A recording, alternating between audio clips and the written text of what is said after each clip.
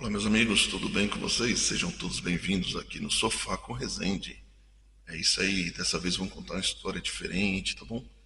Vamos falar sobre sertão nordestino, vamos falar sobre Lampião aqui no Sofá com Resende. Sejam todos bem-vindos e não perca a história de Lampião. Aguarde.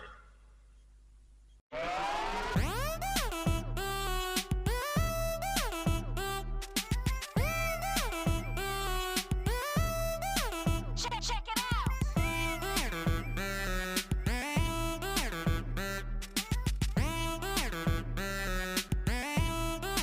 Check it out. Vamos lá. Você que ainda não conhece, aqui de uma maneira resumida vamos falar sobre Lampião, é isso mesmo, cujo nome verdadeiro era Virgulino Ferreira da Silva, uma figura lendária do cangaço no Brasil, viu? Nascido em 4 de junho de 1897, em Serra Talhada, Pernambuco. Ele se tornou um dos líderes mais famosos e temidos do movimento dos cangaceiros. Consistia em bandos armados e operavam no sertão nordestino durante as primeiras décadas do século XX. Lampião entrou no cangaço após uma série de tragédias pessoais, incluindo a morte de seu pai em um conflito com a polícia local.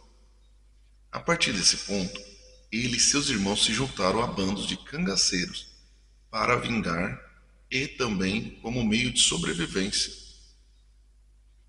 O sertão nordestino da época era marcado pela pobreza extrema, pela ausência do Estado e pelos conflitos de terra, o que facilitava a proliferação desses bandos. Lampião ficou conhecido pela sua astúcia, pela brutalidade e também por suas habilidades em escapar da polícia. Ele liderou um bando que aterrorizava fazendeiros, comerciantes e pequenas vilas, realizando saques e sequestros e combates. Apesar disso, ele também é lembrado por algumas ações benevolentes, como distribuir parte dos saques entre os mais pobres, o que lhe rendeu uma imagem ambivalente de herói e vilão. Em 1930, Lampião conheceu Maria Gomes de Oliveira, conhecida como Maria Bonita, que se tornou sua companheira. Juntos se tornaram ícones culturais, simbolizando a resistência e a luta contra as injustiças sociais do sertão. As histórias de suas aventuras foram amplamente difundidas e romantizadas, entrando para o folclore brasileiro.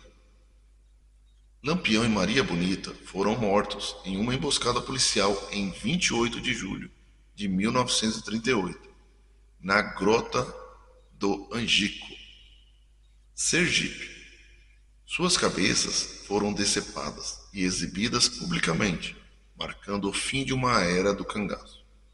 No entanto, a história de Lampião continua a ser contada e recontada em livros, filmes, músicas e outras manifestações culturais, simbolizando a resistência e a complexibilidade do Nordeste brasileiro. A figura de Lampião continua um símbolo de rebeldia e de luta contra a opressão, ainda que sua trajetória seja controversa e marcada por atos de violência.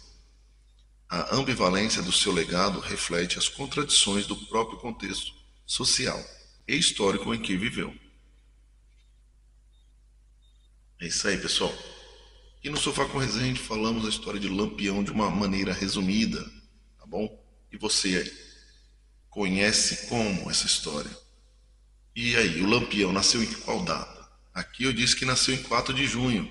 Tem locais por aí que fala que nasceu 7 de junho, outros 7 de julho, enfim. Cada um conta uma versão. E há outro detalhe aqui que eu quero saber de você aí. Conhece essa história? Lampião, ao seu modo de ver, ele foi o mocinho ou ele foi o vilão? Alguns falam que ele apenas vingou a morte do seu pai. Outros falam que ele era um justiceiro na região, que ele ganhava, que ele recebia para cometer alguns assassinatos. Enfim. E você? Qual história você conhece? Comente aqui, dê a sua opinião e dê alguma dica aí de qual história você quer que eu conte de maneira resumida aqui no Sofá com Resende. Beleza? Aguardo aí. Se você não conhece ainda, comece a nos seguir. Em breve mais histórias. Beleza? Não esquece de curtir. Forte abraço. Até a próxima.